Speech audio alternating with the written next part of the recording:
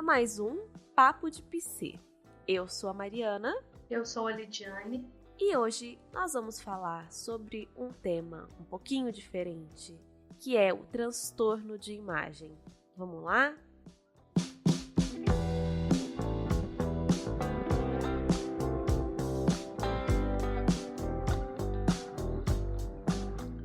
Bom, o tema de hoje, ele foi escolhido, foi sugestão de uma ouvinte que pediu para que a gente falasse sobre autoimagem e transtornos de imagem. Desafio, né, Lid? Bem desafiante o tema, a proposta, mas vamos lá. A gente adora um desafio, a gente aceita. Já aceitamos, estamos aqui, né? E lembrando que se você tiver alguma sugestão de tema, coisas que você gostaria de ouvir a gente falar, pode mandar pra gente, pode mandar lá pelo Instagram, pelas nossas redes sociais. Vamos ver o que a gente consegue fazer nesse sentido. Então, vamos lá. Acho que a primeira coisa que a gente tem que pensar para falar sobre esse tema de hoje, né, transtornos de imagem, é pensar naquilo lá que a ouvinte perguntou. O que é autoimagem? Porque quando a gente pensa em autoimagem, é muito natural a gente associar diretamente à autoestima. Então, acho que vale a gente começar a conversar por aí. Qual é a diferença? Existe diferença? Autoestima, autoimagem é a mesma coisa? Não é? Vamos nesse sentido aí, certo, Lid? Autoestima, que a gente tanto fala e muitas vezes é tão prezada e buscada, ela é a definição e a percepção que eu tenho de mim mesma. Então, é a percepção que você tem de você mesma. A autoimagem é a percepção que eu tenho de mim mesma associado à percepção que os outros têm de mim.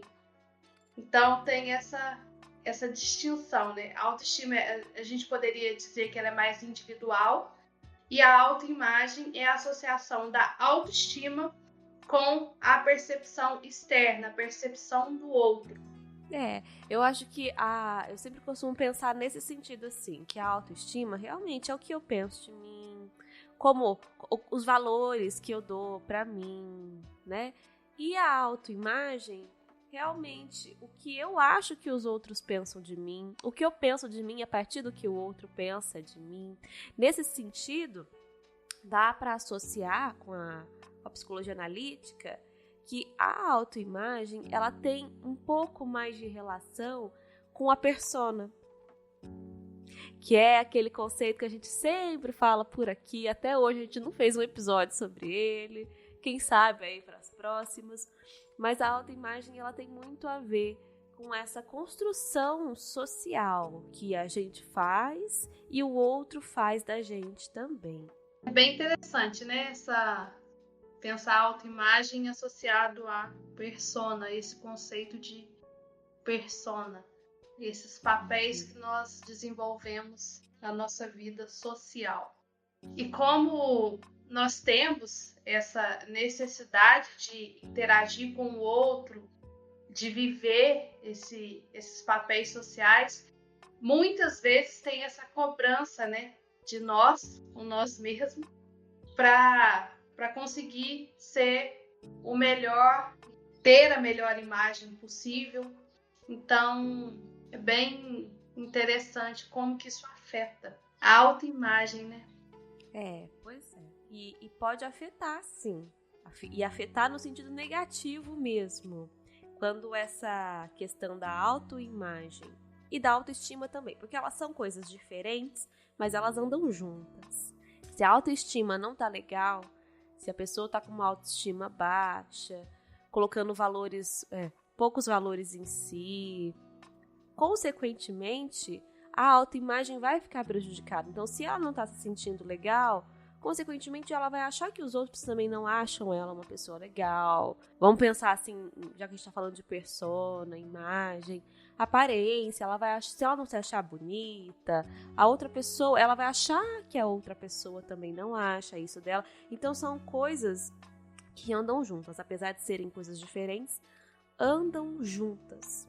Então, se uma não tá legal, a outra provavelmente também vai estar em desequilíbrio. É importante a gente pensar que nós somos indivíduos inteiros, embora a gente goste de compartimentar a nossa vida em determinados aspectos. Mas não é assim. A gente divide em determinados aspectos, talvez para ficar mais fácil a compreensão. Mas uma parte, um aspecto influencia no outro, né? Então, se um está defasado, consequentemente, também vai faltar no outro aspecto. Com certeza, né, Lídia? A gente realmente faz essa divisão meramente para as coisas ficarem um pouquinho mais claras, né? A nossa individualidade, não no sentido de ser egoísta, né? Mas o nosso ser individual é tão profundo que a gente precisa dividir em alguns compartimentos para a gente tentar entender. Então agora vamos falar um pouquinho dessa história da autoimagem, né? Quando ela tá realmente desequilibrada, porque assim, Mariana, eu tô com a autoestima baixa, minha autoimagem também não tá legal. Então isso quer dizer que eu tenho um transtorno de imagem? Não, necessariamente, né? É muito natural, principalmente ali na fase início da adolescência, o decorrer da adolescência, existirem alterações na autoimagem, porque é ali que está terminando ali a formação da personalidade. A pessoa começa a se identificar com as personas. Então é nesse momento que ocorrem algumas alterações e não necessariamente elas são patológicas, tá? São doenças. Mas aqui hoje a gente vem falar quando isso começa a ficar exagerado, quando isso começa a trazer muito sofrimento e entra assim no nível patológico. Que a gente sempre fala, né? Um transtorno, comportamentos disfuncionais, se é que a gente pode dizer assim, ele só vai ser um transtorno depois de feita uma avaliação. Então, não vá se diagnosticando aí, autodiagnosticando, tenho isso. E se ele provoca prejuízo para a pessoa na sua vida particular e na sua vida social. Então, tem critérios para ser preenchido para dizer tenho transtorno, para bater o martelo que tem um transtorno. Com certeza, Lídia. Essa história do autodiagnóstico, hoje em dia a informação ficou muito acessível, né? Você não precisa necessariamente mais ir a um psicólogo ou ir a um psiquiatra para ter acesso a esses critérios. Então, acaba correndo mesmo muito autodiagnóstico, muitas questões equivocadas, isso pode trazer mais sofrimento ainda. Então, não é bem esse o caminho, né? O caminho que a gente traz aqui é um caminho de levar conhecimento, levar informação, para autorreflexão e tudo mais, mas não é um caminho de incentivar diagnósticos, nem autodiagnósticos, né? Tudo isso tem que ser feito realmente com o auxílio de um profissional. Exatamente. Tá bom? Gravem isso. Precisa de um auxílio de um profissional para fazer o diagnóstico. A informação, o acesso à informação facilitado é importante, mas precisa ter esse cuidado, porque senão começa a se colocar, a se autorrotular, e isso dificulta, porque você começa a achar, sou assim, sou assado. E às vezes não é, né? Está dessa forma. Eu costumo lembrar, fazendo aqui uma observação, das aulas de psicopatologia que eu tive durante a graduação, e que a professora começava a levar lá, né, os manuais psiquiátricos, e a gente começava a estudar. Aí virava e mexia, falava alguém na sala, nossa, eu tenho isso. Ou então, eu mesma, eu pensava, meu Deus, eu devo ter isso também. Então, assim, a nossa capacidade de identificação com isso é muito alta, né? Porque são coisas que acontecem na nossa vida. E às vezes acontece em um momento ou outro, mas a ter acontecido em algum momento ou outro não caracteriza que você tenha esse transtorno e tudo mais. Pode ser que sim, pode ser que não. Por isso é preciso a ajuda de um profissional capacitado nessa área. É importante enfatizar isso, né? Porque também não é qualquer profissional. Mas, enfim, um profissional capacitado nessa área para te ajudar aí nesse processo de autodescoberta. Mas vamos lá, então, né? Vamos falar um pouco Vamos. do que caracteriza esse transtorno de imagem. Pois é, ele tem um nome, esse transtorno de imagem. Ele chama transtorno dismórfico corporal. Então, o que é isso, né, basicamente? É quando a pessoa ela tem uma preocupação excessiva com algum aspecto, geralmente do corpo, da aparência física, mas ela tem essa preocupação, mas as outras pessoas com quem ela convive, com quem ela tem contato, não acham que é para tanto essa preocupação. Acreditam que aquilo é exagerado. A pessoa não vê assim. Ela vê como uma coisa enorme. Mas as outras pessoas acham que, poxa, nem é tão assim, né? Então, essa pessoa, ela pode ter, por exemplo, uma preocupação com alguma parte do corpo. Tem aquela série que quem me conhece sabe que eu adoro, Friends. A gente tem lá nas primeiras temporadas a Rachel com o nariz que ela se incomoda muito. Nossa, como ela detesta o nariz dela. E no final, ela faz uma cirurgia plástica e fica ok com aquilo, né? Isso não caracteriza um transtorno, tá? Pode ser que sim, pode ser que não. Mas é um exemplo. Por exemplo, uma pessoa que tem muita, passa muita maquiagem no nariz para disfarçar alguma imperfeição. E aquilo gera muito sofrimento para a pessoa. Então, se qualquer pessoa fala do nariz dela, e às vezes nem falou nada da aparência, mas ela já pega aquilo para ela e ela fica muito chateada, muito magoada. Enfim, às vezes chega a evitar de ter contato social com outras pessoas por conta disso. Então, um exemplo é esse. Você consegue pensar em algum outro por aí, Lid? Também da pessoa, muitas vezes, como a gente está falando de um transtorno dismórfico, né? A pessoa começa a enxergar uma deformação no corpo. Então, dependendo, pode haver uma alteração bem intensa nesse aspecto e a pessoa começa a se enxergar como um monstro mesmo, como uma imagem muito distorcida de si mesmo. E então, interessante isso que você falou, porque eu pensei também na assimetria dos corpos e como isso acontece. Porque, olha só, você que tá aí escutando a gente, vai olhar pro teu corpo, vê se os dois lados são iguaizinhos, vê se é tudo do mesmo jeitinho. Não é. E vamos pensar mais ainda, vamos mais profundo. Lá na adolescência, quando o corpo começa a crescer de um modo meio esquisito, o corpo vai meio descompassadão, né? Então, isso pode ficar mais evidente. E se a pessoa já tem esse traço do transtorno de autoimagem, ela pode se fixar nesse ponto. Por exemplo, na adolescência tinha um braço um pouco diferente do outro. E ela fica com isso, depois se estabiliza, fica um pouco mais parecido, mas ela fica com isso na cabeça pro resto da vida. Isso pode gerar muito sofrimento. Essa questão da assimetria é um ponto muito chave para a gente pensar também no transtorno de imagem, né? Porque ela de fato acontece no nosso corpo. Ninguém tem um corpo simétrico. Até quando vão fazer cirurgias plásticas, vai colocar silicone, alguma coisa assim, não fica igual. Alguns médicos até orientam, olha, vamos deixar um pouquinho, né, diferente e tudo mais. Porque o nosso corpo ele não é simétrico. E tudo bem, mas para quem tem transtorno de imagem, não tá tudo bem. Altera, né, a percepção, altera a imagem.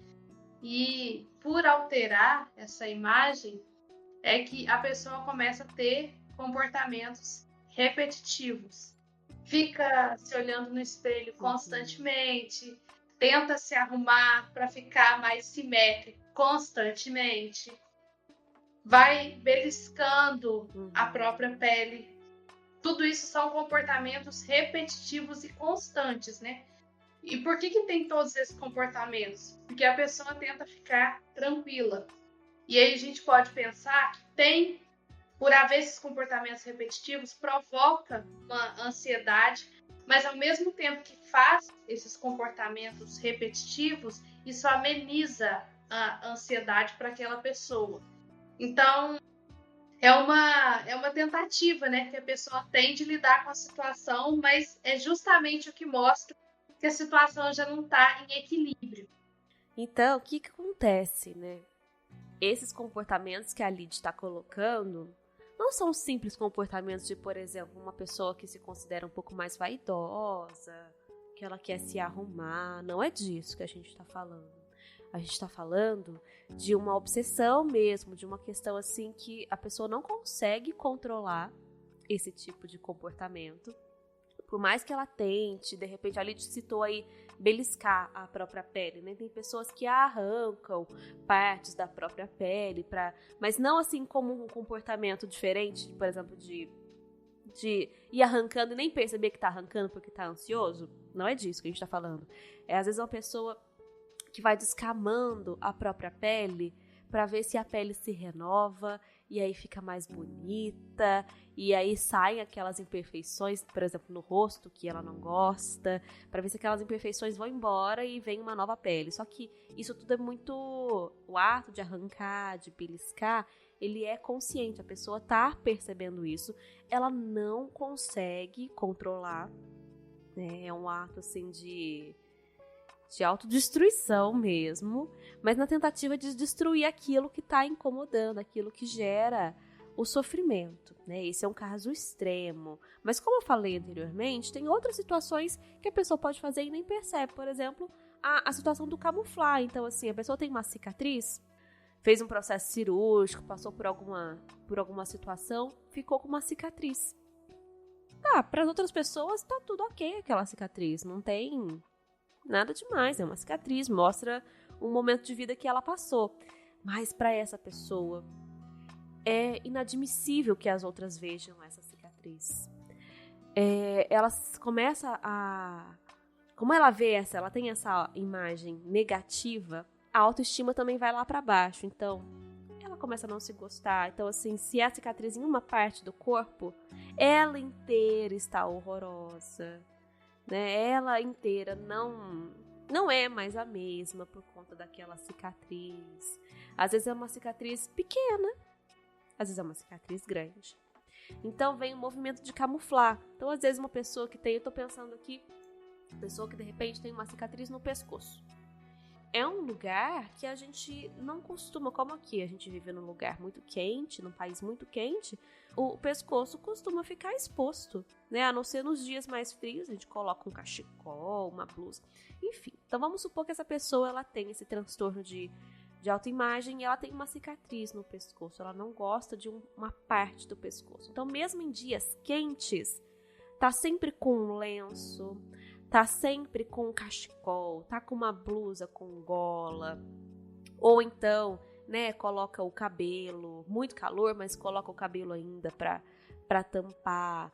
Então, investe muito em produtos de beleza para amenizar aquela cicatriz, produtos que prometem milagre, assim, e não fazem exatamente isso. Ou então, investe muito em maquiagem para tampar aquilo.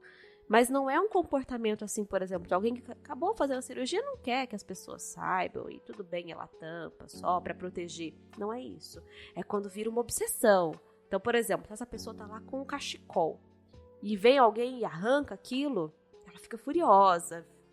É inadmissível que os outros vejam isso nela, porque como tem esse transtorno de imagem, né, ela acha que aquilo acaba com a imagem dela, os outros não podem ver, porque ela pensa que os outros vão achar isso. Deu para entender? Deu para entender. A questão com a imagem é tão intensa, né? A percepção da imagem é tão distorcida e a baixa autoestima está associada. Então a pessoa tem, né, essa ideia. Ela não se aceita, ela não está bem com ela, consequentemente ela acha que ninguém vai aceitar e ninguém vai gostar. Então por isso tem essa preocupação em esconder isso que ela não gosta. E justamente por tentar esconder e ter todo esse processo que desgasta, porque é desgastante, porque a pessoa fica horas do seu dia tentando fazer esse esse ajuste, esse conserto nessa imagem, a pessoa se afasta do convívio social. Uhum. Isso atrapalha a rotina dela. Sim, quando a gente fala assim de horas, quando a gente fala de horas, não é assim, uma meia horinha antes de sair, uma hora que seja, né? Que quem é mulher aí, alguns homens também, né? Eles levam um tempinho a mais pra se arrumar em algumas situações, né? Mas não é disso que a gente tá falando de longas horas, de às vezes ficar muitas horas pra sair de casa. Coloca uma roupa, troca, porque nenhuma esconde aquele defeito que ela acha que é um defeito.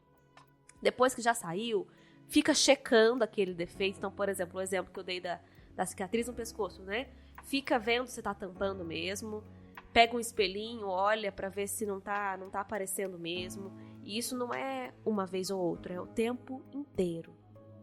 Agora que a gente tá vivendo nessa era que tá muito mais digitalizada, quem tem algum transtorno de imagem, alguma questão assim muito associada, por exemplo, ao rosto, a gente vive em videochamada hoje, né? Então, assim, fica se checando o tempo inteiro, nem olha quem tá na videochamada, né? Nem olha o outro, fica só olhando lá pra si. Ai, deixa eu ver se tá arrumado. E aí sai da videochamada e vai lá passar uma maquiagem. E, enfim. Mas tudo isso, gente, em excesso. Tá? Tudo isso gerando sofrimento. E isso que a gente tava falando, né, Lid? Continua aí falando dessa questão que você tava colocando da situação de atrapalhar a vida, trabalho e tudo mais. Porque como gasta horas do dia tendo esses comportamentos repetitivos, muitas vezes evita de sair, de ter uma vida social, porque gasta um tempo para poder se arrumar, para poder sair. Na vida profissional também tem um desgaste, porque às vezes tem que estar tal horário no trabalho. Levanta e se arruma, eu tô falando de manhã no caso, né? Antes de acordar, tem que ser horas antes para poder arrumar, para poder sair para o trabalho. Então já tem um cansaço associado a isso. E além das outras áreas mesmo social, evita ter encontro, porque o outro não vai gostar. Tem esse defeito, o outro não vai gostar. Sou um monstro. Essa é a ideia que a pessoa tem de si mesma. E muitas vezes essa preocupação, né, com a autoimagem está muito associada ao peso corporal ou com a gordura corporal. E aí também é importante porque às vezes pode vir associado com transtorno alimentar. Além do transtorno dismórfico corporal, a pessoa pode ter associado um transtorno alimentar para tentar compensar, né? Para tentar evitar esses defeitos que ela enxerga nela mesma. Existem transtornos alimentares que têm essa questão da distorção da autoimagem muito presente.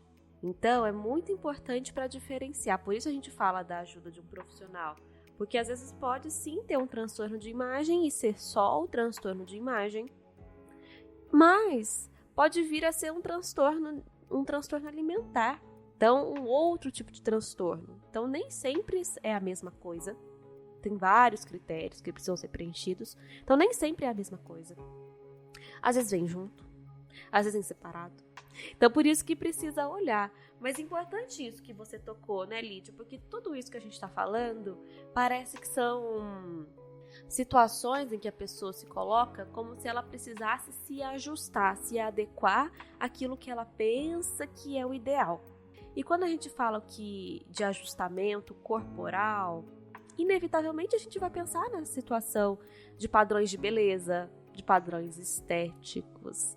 E aí vem um ponto muito, muito crucial, que é quando a autoestima da pessoa tá lá embaixo, muito provavelmente tudo aquilo que ela escutar, que ela não tem, que ela não é e que ela precisa ser e ter, ela vai pegar isso pra ela.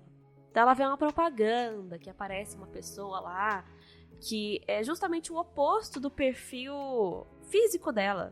E aquela pessoa que é boa e ela não, é daquele padrão que tem que ser e não do dela.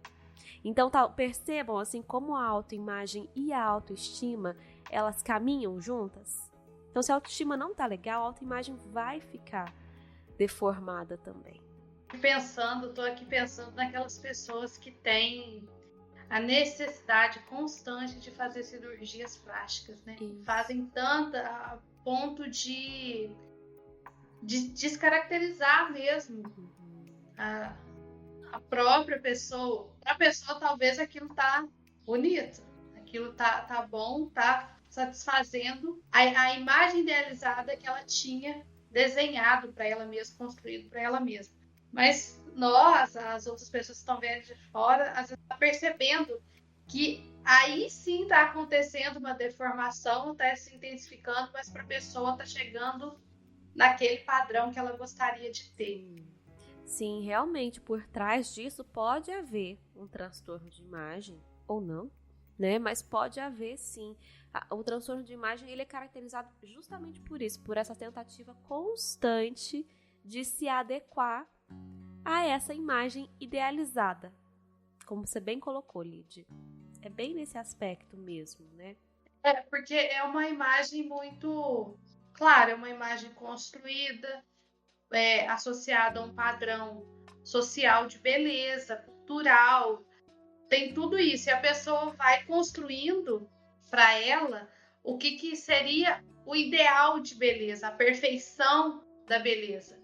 E ela vai tentando cada vez mais buscar completar aquela imagem de beleza, aquela imagem ideal de beleza nela mesma.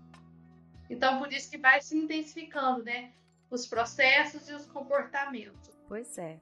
E isso tudo a nível de muito sofrimento, né? A ponto de não conseguir, atrapalhar mesmo a pessoa de seguir a vida normal, de trabalhar, de viver e tudo mais. Agora tem um outro ponto interessante do transtorno de imagem que acho que vai acabar tocando em algumas pessoas aí. Algumas pessoas podem se identificar. Que essa parte ela atinge muito mais os homens do que as mulheres, mas também pode atingir as mulheres, que é um aspecto interessante, que é a dismorfia muscular. O que é isso?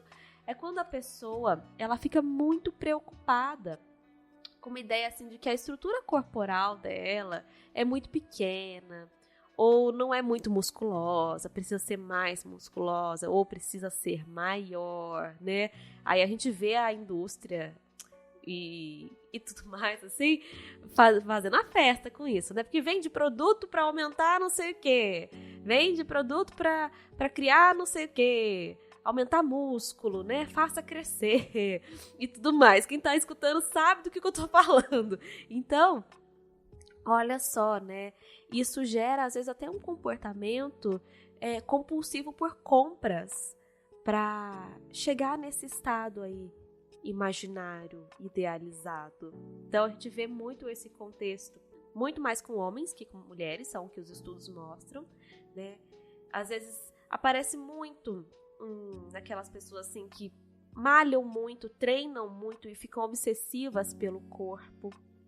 Ou o corpo não tá muito magro, precisa ficar mais magro, ou precisa ficar mais musculoso, ou precisa ganhar mais músculo, mais massa. E às vezes a pessoa já tá, para as outras, já tá, né? Não que o outro que tem que dizer se você tá ok ou não, mas pro outro tá legal. Nossa, que bacana o teu corpo, mas a pessoa não enxerga isso. E nessa busca também, né, por ter a composição corporal ideal, os músculos ideais, a pessoa começa a fazer muita dieta, a intensificar os exercícios físicos, além de procurar outros meios, como a utilização de anabolizantes, porque assim, o que a gente sabe é que dependendo, se tiver um acompanhamento médico, tem a dosagem de hormônio que é a indicada, que é adequada, isso tudo com acompanhamento médico, com acompanhamento profissional, de acordo com o que a pessoa precisa, né? E aí é o médico que vai dizer. Mas essas pessoas, elas não procuram esse acompanhamento médico. Elas vão utilizando os anabolizantes por conta própria. E isso traz risco para a saúde. Às vezes está com o músculo do jeito que gostaria, mas a saúde, o restante da saúde não está legal, porque está prejudicando, né, os órgãos, em toda a saúde física mesmo. Mas aí você falou uma coisa que eu acho importante tocar nisso. Você falou assim, às vezes os músculos, o corpo tá do jeito que a pessoa queria. No transtorno de imagem, nunca está. A pessoa nunca alcança aquilo que ela deseja. Então, o corpo nunca tá bom. A aparência nunca tá boa. A roupa, seja lá o que for, nunca tá bom. É uma constante insatisfação. Tô aqui pensando em pessoas que trabalham com o corpo e têm esse transtorno de imagem. Por exemplo, a gente tá falando dessa questão dos músculos. Eu pensei em fisiculturistas que trabalham, né, com o corpo, que o corpo precisa estar sempre, né, muito perfeito para as apresentações e tudo mais. Ou então modelos. Existe muito essa questão. Quanto mais a pessoa, porque existe a pressão externa, ambiental, e quanto mais a pessoa pega essa pressão para ela, eu pensei nesses ambientes por isso, porque tem essa pressão estética, né? Então, quanto mais a pessoa pega essa pressão para ela, mais probabilidade tem de desenvolver um tipo desse transtorno, que é o transtorno de imagem. Seja ele, né, essa questão que a gente está conversando aqui do transtorno da dismorfia muscular ou transtorno de imagem, de modo geral. E importante é entender que não... Porque tem pessoas que são fisiculturistas, que trabalham com a imagem, mas tem um acompanhamento para ser feito de uma forma que não traga prejuízo para ela, nem prejuízo mental, nem prejuízo físico. E no transtorno dismórfico muscular ou dismórfico corporal, a pessoa vai fazendo tudo por conta própria. E muitas vezes, como ela tem essa dificuldade de convívio social, ela vai na internet procurar formas de satisfazer aquela imagem idealizada do corpo ou seja do músculo que ela gostaria de ter, né? A imagem muscular que ela gostaria de ter. E isso que é prejudicial, porque ela vai buscando formas, às vezes, mais acessíveis de conseguir completar aquela imagem que quer, mas, ao mesmo tempo, pode acontecer de utilizar produtos que não são para a saúde humana. Então, tem todo esse prejuízo, mas a pessoa, como ela está buscando o ideal, ela não verifica, né? Ela não fica atenta a isso. Ela só quer satisfazer a imagem ideal que ela construiu para si. E o preço para atingir essa imagem ideal, que ela nunca atinge, pode ser muito caro. Então, assim, pode ter comportamentos e condutas que machucam mesmo o corpo. Então, assim, judia do corpo para chegar naquele estágio e nunca tá satisfeito. Pode gerar um isolamento social gravíssimo. Eu tô aqui pensando, né, que como esse transtorno ele tem a maior incidência no início da adolescência, então, assim, aquele adolescente que não sai de casa, não quer sair de jeito nenhum, não porque ele não gosta de sair, ou porque, enfim, tem alguma dificuldade social, tá morrendo de vontade de ir, mas não vai porque ou não tem uma roupa adequada, porque acha que não vai ficar bonito, porque aquela roupa não valoriza, na verdade não, valoriza aquilo que ela não gosta, né? Ressalta, destaca aquilo que ela não gosta. Então, assim, fica em casa, não sai, tá morrendo de vontade de encontrar com os amigos. Pode, inclusive, atrapalhar no desempenho escolar, porque se já tem esse transtorno instaurado, imagina, né? Se já se checa o tempo inteiro, não vai se checar na aula, não vai se checar durante uma prova, então não consegue concentrar, né? Não consegue desenvolver as suas atividades com um bom desempenho. Então é importante ficar de olho também, quem tem aí adolescentes em casa, crianças que estão chegando nessa fase aí, importante de ficar de olho nisso também, porque é muito mais fácil julgar e falar, ah lá, meu filho não gosta de fazer nada, ah, é fresco, quer ficar só em casa, nossa, mas por trás disso pode ter um sofrimento muito forte ligado a essa questão da autoimagem. Pode ser um transtorno de imagem ou não, pode ter um sofrimento intenso ligado à autoimagem. Porque, como a gente falou, né, tem algumas características que definem e intensificam o transtorno, é a questão da ansiedade. a ansiedade social e também a esquiva social, então não quer contato com as pessoas. Ao mesmo tempo, pode ter um humor deprimido por conta da imagem negativa que tem a respeito de si, por conta da baixa autoestima. Um perfeccionismo, porque cada vez mais quer completar, né, que eu tô dizendo, a imagem ideal para si. A baixa extroversão ou introversão, introspecção também. Então, tudo isso contribui para que a pessoa vá ficando cada vez mais isolada. Muitas vezes, e como está falando de adolescente, porque a gente já tem aquela ideia, né? Não é adolescente. É coisa da idade. Tudo bem, é coisa da idade, mas é coisa da idade que traz sofrimento. É coisa da idade que gera prejuízo se não for cuidado. E aí eu tô aqui pensando naquele exemplo que eu dei mais cedo, da pessoa da cicatriz no pescoço. Se alguém que tá escutando aí tem cicatriz no pescoço, não é pra você, tá? Foi só um exemplo que veio na minha cabeça. Se servir, aí você vai procurar uma ajuda. Vai procurar uma orientação. Mas tô pensando de novo da pessoa na cicatriz no pescoço. E aí a gente tá chegando lá nessa fase de calor, piscina, praia. E quando a gente coloca roupas de ir à praia, a gente não tampa o nosso pescoço. Então essa pessoa ela pode ficar num dilema: vou, não vou? Vou e mostro como eu sou e todo mundo vai me achar horroroso, horrorosa, ninguém vai gostar de mim?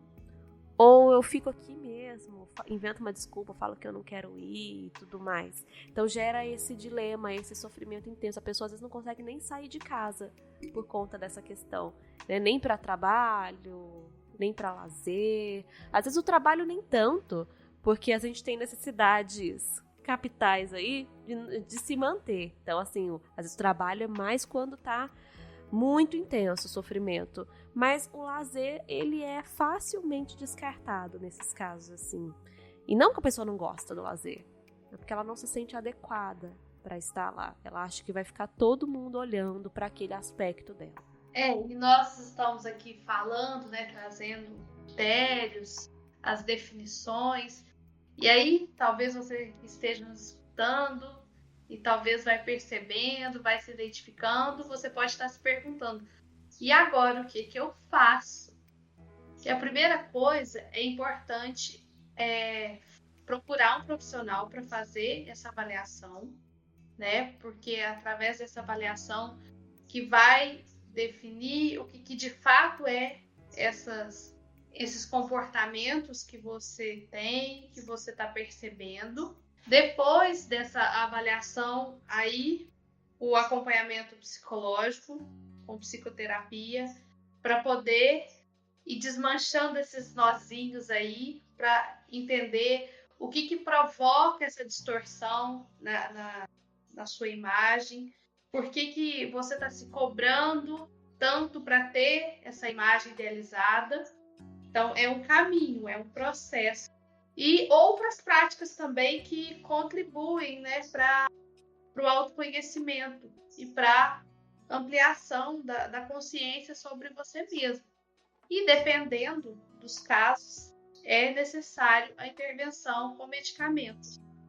Sim, é preciso que essa pessoa busque ajuda, porque quem escuta e não se identifica com o tema pode achar que é uma bobagem, né? Quem tem uma pessoa assim em casa, algum colega, pode achar que é uma bobagem, uma tremenda bobagem. Para com isso, deixe de ser assim, não se preocupe com isso. São as falas que essa pessoa pode acabar escutando, né?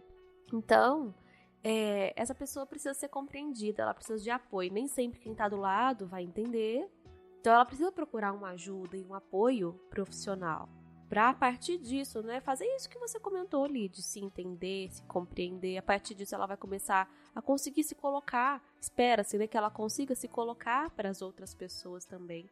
E aí ter uma vida um pouco mais saudável, porque muito sofrimento, né? Quem tem esse transtorno de imagem sofre muito. Olha quantos sintomas estão associados a esse transtorno. é ansiedade, são comportamentos repetitivos e obsessivos, o isolamento do convívio social, a desorganização na rotina, o cansaço. Então, assim, são vários sintomas que a gente, no estado normal, a gente não dá conta se está cansado demais, a gente pede para parar porque não dá conta. Imagina tudo isso somado, o quanto de sofrimento que isso provoca. É muito sofrimento que pode provocar, sim, e pode vir a gerar, inclusive, outros transtornos. Se isso não for cuidado, pode gerar outros transtornos, como a Lídia está falando aí, né? Um transtorno de ansiedade, de isolamento social, pode gerar uma depressão. Então é muito sério. Precisamos olhar para isso aí, olhar com um pouco mais de cuidado também para a autoimagem. E cuidar da autoestima. Falando assim, né, parece simples, mas não é também tão complicado assim, viu? Isso que a gente quer deixar para você que está nos escutando e que às vezes foi percebendo, se identificando, traz sofrimento, é difícil, muitas vezes o processo, o tratamento pode ser demorado, extenso, mas é possível. Então, para você que escutou a gente até aqui e se identificou, busque ajuda. Se precisar, pode vir aqui pedir orientação pra gente, aonde procurar ajuda, pode vir conversar com a gente. E a gente agradece a participação de quem tá mandando sugestões, de quem tá mandando temas. Agradece vocês que estão nos escutando. E vamos ficando por aqui. Escutou até aqui. Um grande abraço, uma ótima semana e até a próxima quarta. Um grande abraço e até mais.